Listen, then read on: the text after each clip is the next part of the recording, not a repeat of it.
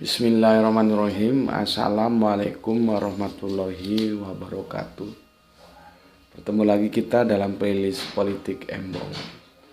Kali ini aku akan mengajukan sebuah menu diskusi kita, yaitu tentang apresiasi yang sudah seharusnya kita berikan kepada bapak-bapak polisi kita yang telah berhasil menangkap pelaku ancaman penembakan Anies ya.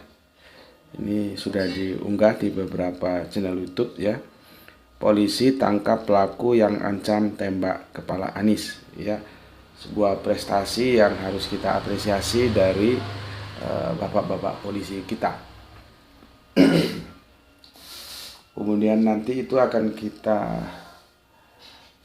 lanjutkan bagaimana kedepannya dan apa-apa yang harus disiapkan untuk pertarungan yang diharapkan bisa melangkah ke putaran kedua ya. Jadi tidak hanya satu putaran. Oke. Pertama tentang penembakan dulu. Kalau di Amerika kita tahu ya bagaimana John F. Kennedy ya ditembak kepalanya dan akhirnya tewas ya. Dan sampai meskipun itu akhirnya dibawa ke pengadilan, cuman kan misteri sebetulnya. Masih ada misteri di situ. Ya. Masih ada misteri, benarkah dia yang nembak dan karena apa dia menembak ya. Dan ada yang membawa ke isu agama juga. Karena John F. Kennedy itu lahir dari keluarga Katolik, sedangkan yang menembak itu Protestan. Ya. Tapi sudahlah, polemik tentang itu kita abaikan, tapi sesuatu yang kita tahu sejarah di Amerika itu ada seorang presiden yang bernama John F. Kennedy ya, itu tewas tertembak. Terus kalau di negara kita itu belum ada ceritanya ya presiden tewas karena ditembak, itu belum ada kan. Pernah sih dapat ancaman itu ketika Bung Karno sholat Idul Adha, seingatku itu ada granat atau apa itu tapi lolos ya. Itu pernah terjadi ya. Tapi ancaman mau ditembak atau sudah ditembak itu untuk perspektif kita, keindonesiaan kita ya, dalam regulasi suksesi kepemimpinan itu belum ada ya, belum ada. Baru ada sekarang ini ya, dan itu pun masih cawapres levelnya, belum pres ya, masih cawapres yang mendapatkan ancaman ya. Anies Baswedan itu mau ditembak ya, nggak tahu dia punya tembak dari mana, dia punya pistol dari mana. Karena kalau lihat ini anak yang ditangkap ini masih relatif jauh lebih muda ya, sangat-sangat muda. Artinya apakah dia sungguh-sungguh atau sekedar memberikan rasa humor tapi kebablasan, karena itu hal yang sensitif ya. Karena anaknya masih muda. Kalaupun dia memang ada niatan untuk menembak, kita harus tahu siapa yang ada di belakang dia, yang mendrive itu siapa. Nanti pistolnya dari mana? Itu kan harus ada. Karena kalau kita lihat potongannya sih, ini anak-anak model anak-anak milenial ya. Dan kita tahu sekarang dunia virtual itu kan bebas, orang mau nulis apa saja itu bebas. Artinya apakah ancaman yang dia berikan kepada Anies sebagai salah satu capres itu sungguh-sungguh ancaman atau sekedar ya guyonan anak-anak milenial tapi kebablasan karena tidak bisa menggunakan media sosial atau dunia-dunia virtual secara bertanggung jawab. Bisa jadi kan begitu. Kalau kita lihat potongannya anaknya sih ya, masih sangat muda ya. Jadi itu, kalau memang dia serius, berarti harus ada yang membackup dia. Minimal pengadaan senjatanya dari mana, pelurunya dari mana. Ya, karena kalau lihat dari potongannya gini sih, nggak mungkin dia punya senjata ya. Kalau rakitan, gue belum dengar. Ya, kalau di sini di tanah Jawa belum dengar ada suatu daerah atau mana itu yang bisa merakit senjata. Ya, maka itu kesimpulan pertama, artinya dia sebetulnya itu guyonan, cuman kebablasan. Ya, kemungkinan kedua sih memang itu ancaman, artinya ada behind screen, ya, kekuatan tertentu yang mendrive dia untuk mengeluarkan ancaman, dan itu bisa jadi akan dia laksanakan. Tapi apapun adanya, dari dua probability itu keduanya sama-sama mungkin terjadi. Masalah ancaman apalagi pembunuhan dengan menggunakan senjata lagi, itu tidak bisa diabaikan ya, tidak bisa dicuekin begitu saja, karena itu sudah menyangkut ranah yang sensitif. Maka dari itu, dengan apa yang dilakukan bapak-bapak polisi kita, itu sebuah prestasi yang harus kita apresiasi dan kita ucapkan terima kasih. Dengan sigap akhirnya dapat meringkus si ini anak yang telah memberikan ancaman ingin menembak kepalanya si Anis itu. Kalau nggak salah dihukum berapa tahun ya gitu ya. Tapi sebelum itu juga ada sebuah prestasi itu di Madura, di daerah mana ya, tapi itu dari kubu 02 ya, kubunya Prabowo, yang mendapatkan ancaman atau gimana gitu ya, tapi akhirnya juga polisi dapat menyelesaikannya dengan baik ya. Jadi dari dua peristiwa itu sesuatu yang kita harus terima kasih, harus kita angkat topi, matur numbah nuwun kepada polisi karena sudah menjalankan tugasnya untuk memberikan keamanan secara istimewa ya, secara brilian. Jadi polisi kita juga jago-jago juga ya. Ditangkapnya, informasinya itu memang agak simpang siur sih. Ada yang bilang di Pasuruan, ada yang bilang di Jember, atau di Pasuruan diikutinya, ketangkepnya di Jember ya, itu silakanlah Anda cari informasinya ya. Tapi yang jelas sudah tertangkap ini anak ya. Oke. Itulah ya yang ada di zaman kekinian yang dialami, tapi bukan presidennya, masih capres ya. Dan seharusnya sih, tapi nggak tahu, mungkin sudah ada aturan undang-undangnya ya. Ketika menjelang election, menjelang pemilihan umum itu ya, bisa jadi ketika dia sudah mendaftar ke KPU, kalau kita kan KPU ya, dan dia diterima sebagai capres, itu seharusnya sudah mendapatkan perlindungan. Ya. Artinya dia sudah dilindungi ya, ada pasukan keamanan gitulah ya yang menjaga dia, baik capresnya maupun cawapresnya. Jadi kalau kita cawapresnya 3, berarti ketiga-tiganya itu sudah dibekali ya berapa pasukan biasanya berapa jumlah personalnya ya, yang menjaga mereka dari gangguan-gangguan ancaman seperti ini ya, selama mengikuti pemilihan ini. Jadi keamanannya itu benar-benar dijamin gitu loh ya. Seharusnya kan seperti itu, tapi gue nggak tahu juga, mungkin sudah ada undang-undangnya memang ya. Tapi kapan capres itu mendapatkan perlindungan seperti itu, mulainya kapan, itu yang aku nggak tahu ya. Harusnya kan begitu. Jadi demokrasi ini bisa berjalan baik ya. Seperti aku bilang kemarin, aku kan sudah mengatakan kita ini sudah sepakat memilih demokrasi sebagai instrumen untuk melakukan suksesi kepemimpinan yang ada di negara kita ini yang per 5 tahunan. Nah, dalam demokrasi itu yang beradu kan argumen.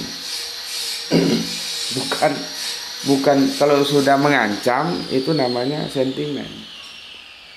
Ya, itu sentimen. Makanya gue bilang, gue sering diskusi sama teman-teman.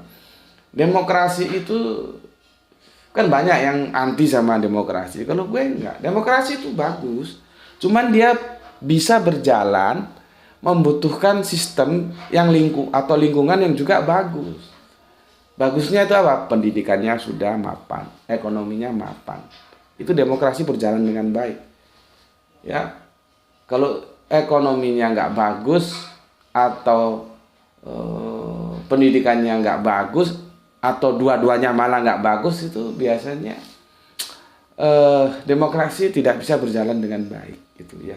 Jadi bukan demokrasinya yang nggak baik, tapi sistem pendukungnya itu loh cukup mumpuni nggak untuk mendukung jalannya demokrasi ini dengan baik, gitu ya. Ya seperti gue bilang tadi, kalau sudah pendidikannya bagus kan nggak ngapain juga ngancam orang. Ngapain juga nembak orang, bunuh orang gitu kan. Yang kita tembak, kita bunuh itu adalah argumentasinya, kerangka berpikirnya. Kalau dia jadi presiden nanti akan mengatur negara ini seperti apa, tata kelola negara ini akan dia bikin seperti apa. Nah, itu yang dipelajari, dikritisi, serang. Oh enggak, kalau menurut gue begini. Nah, jadi perangnya di perang pemikiran. Itu demokrasi seperti itu. Nah, kalau main ancam-ancaman seperti ini, itu sudah menunjukkan bahwa ya begitu kurang pahamnya terhadap sebuah sistem, sebuah instrumen yang kita pilih untuk mengatur ya bagaimana regulasi suksesi kepemimpinan di negara kita, yaitu demokrasi. Ya, cuman ya itu tadi, kalau kita lihat model anaknya ini sih ya anak-anak milenial gitu ya, anak-anak milenial. Tapi seperti tadi gue bilang, apapun adanya, entah itu iseng, entah itu sungguhan, karena itu sudah menyangkut nyawa dan sensitif, harus segera ditumpas, diselesaikan. Dan alhamdulillah terima kasih yang sangat kepada bapak-bapak polisi yang telah menjalankan tugas pengamanannya kepada capres-capresnya ya. Jadi ketiga capres itu harus dikawal semua, dijamin keamanannya dengan baik ya. Terima kasih, matur nembah nuwun untuk bapak-bapak polisi yang telah menjalankan tugasnya dengan baik. Oke, kemudian dari situ kita beranjak lagi ya. Kemudian dari sekian berita yang masuk yang aku baca ya, aku sangat respect ya, sangat senang sekali melihat tanggapan atau komentar dari Ganjar ya tentang penangkapan anak yang mengancam akan menembak kepalanya Anies ini ya. Ganjar memberikan sebuah apresiasi yang bagus ya. Ini kan artinya sebuah sinyal saling mengapresiasi. Ketika kemarin PDIP, partainya Ganjar yang mengusung dia menjadi cawapres ulang tahun ya, Anies memberikan ucapan selamat ulang tahun, diapresiasi dengan baik ya. Dan ini ketika Anies mendapatkan ancaman, dan alhamdulillah yang ancam bisa diselesaikan dengan baik oleh polisi, Ganjar juga memberikan apresiasi yang baik dengan komentar-komentar yang itu sangat bagus. Artinya nggak tahu karena mereka sama-sama alumni UGM atau apa ya, nggak tahu. Mereka kan hanya selisih 1 tahun gitu. Jadi kalaupun kuliah itu ya kakak kelasnya lah ya. 1 tahun tuan Ganjar kalau nggak salah, 68 sama 69 kelahirannya kan. Berarti kan mereka kalau kuliah itu ya beda 1 tahun lah ya. Ya kalau sistemnya itu sekarang tuh SKS ya, boleh jadi kalau mereka di jurusan yang sama bisa ketemu itu. Kalau SKS kan kita ngambil mata kuliahnya kadang-kadang bareng dengan kakak tingkat kita atau adik tingkat kita gitu ya. Jadi mereka sepermainan. Apakah background sesama alumni UGM itu yang membuat mereka akrab ya dan begitu saling respect ya, kita tidak tahu. Tetapi itu suatu modal yang baik, seperti yang aku bilang kemarin ya. Paksa ya Prabowo itu untuk bertarung di 2 putaran. Jangan mau main di 1 putaran, ya. Caranya gimana? Kemarin sudah aku jelaskan. Harus pandai-pandai menjaga komposisi 30%-an suara. Kalau memang itu berat, ya, karena incumbent ini berat lawannya, ya, maka bermain di 25%-an suara, ya. Itu peluang untuk bertarung di putaran kedua itu sangat terbuka. Tetapi kalau sudah di bawah 20%-an, sudah cuma 1 putaran itu nanti, ya. Seperti jargon-jargon yang disampaikan oleh saudara-saudara kita, supporternya dari Prabowo, dan aku kira itu nggak masalah, ya. Silakan saja, namanya juga untuk menyemangati, ya. Oke. Dari baiknya komunikasi di antara Anies dan Ganjar itu, ya, itu kan membuka peluang sebagai strategi kebersamaan di putaran kedua, ya. Nah, ini ada komentar dari siapa ini? Ini kepala pelatih tim pemenangan nasional TKN, ya, Anies Baswedan Mohaimin Iskandar, ya. Ahmad Ali, ya, namanya Ahmad Ali, dia ternyata kepala tim pemenangannya, ya. Ahmad Ali. Respon kerjasama Ganjar dan Anies di putaran kedua. Nasdem, kenapa tak berpikiran Ganjar dan Anies berhadapan? Ya, ini Ahmad Ali meresponnya seperti ini, ya. Wakil sebentar, dia lari-lari, ya.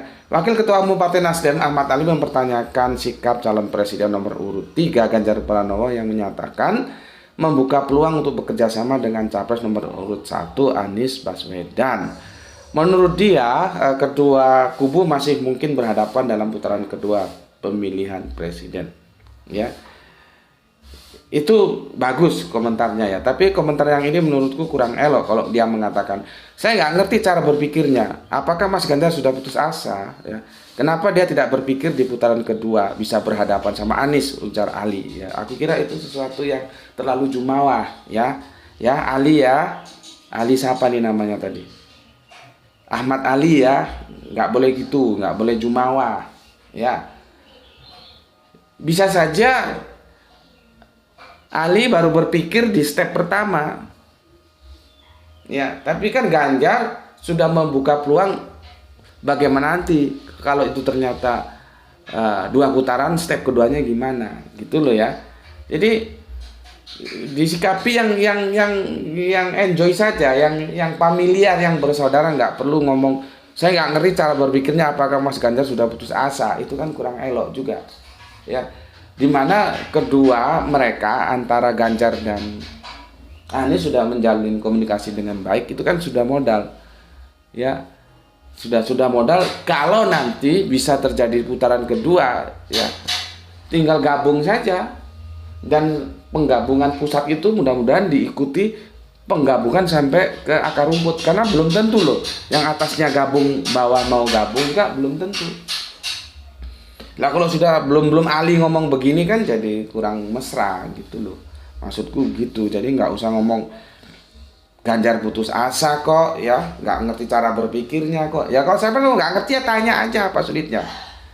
Undang Ganjar, gimana sih cara berpikir Anda, kok saya bilang jelas, mungkin bisa dijelaskan. Mesti dijelaskan, gitu, ya.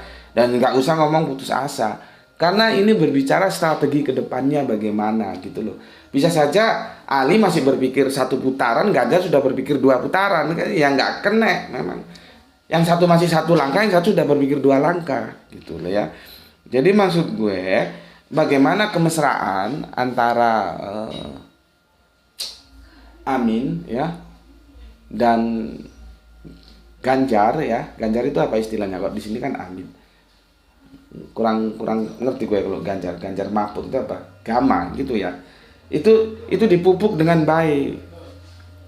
Jangan jumawa, dipupuk dengan baik, ya. Artinya ketika mereka berdua sudah menunjukkan sinyal-sinyal kerjasama, kebersamaan itu dipupuk dengan baik, jangan justru diganjal dengan seperti ini gitu loh. Perkara nanti ternyata cuma satu putaran ya enggak apa-apa. Tapi kan kita sudah punya strategi kalau 2 putaran. Yang namanya strategi itu kan harus ada strategi 1, strategi 2. Kalau 1 gimana, 2 gimana. Nanti kalau misalkan ternyata memang 2 putaran kan sudah klop, tinggal melaksanakan saja, nggak perlu negosiasi yang lama-lama. Kan gitu ya. Jadi maksud gue kebersamaan mereka berdua itu dipupuk untuk mempersiapkan nanti di putaran kedua. Kalau misalkan ternyata putarannya nggak sampai 2, ya nggak masalah. Cuman kan persiapan itu sudah ada gitu lah ya, yang gue maksud. Karena apa? Yang dihadapin ini raksasa. Incumbent itu mulai election tingkat daerah lah, entah itu gubernur, entah itu bupati, entah itu wali kota. Yang namanya incumbent tuh mesti di atas angin, ya, nggak bisa dipandang sebelah mata. Nah, kalau yang bawa penantangnya ini sudah nggak bersatu, ya lewat semua, gitu loh yang gue maksud ya. Oke, dan sinyal itu seperti yang tadi aku sampaikan ya, sudah jelas sekali saling memberikan apresiasi ketika partainya Ganjar ulang tahun. Anies memberikan appreciate ya ketika bapak-bapak polisi, terima kasih bapak polisi telah menangkap anak yang mengancam akan menembak kepalanya Anies, sudah tertangkap. Dibalas bagaimana cara Ganjar juga memberikan apresiasi ya. Itu kan sudah sesuatu modal yang baik untuk nanti maju ke putaran yang kedua ya. Oke. Di situ dulu ya ngaji kita atau diskusi kita saat ini, nanti kita lanjut di berikutnya ya. Sampai di sini dulu, dan kita sama-sama berharap semoga pesta ini, dulu namanya pesta demokrasi nggak tahu benar-benar pesta atau enggak, yang berpesta siapa, rakyatnya atau pemimpinnya sudahlah itu kita lalui ya, tapi kita berharap semoga negeri kita ini akan menjadi lebih baik dan lebih baik lagi. Oke, matur nuwun. Terima kasih. Assalamualaikum warahmatullahi wabarakatuh.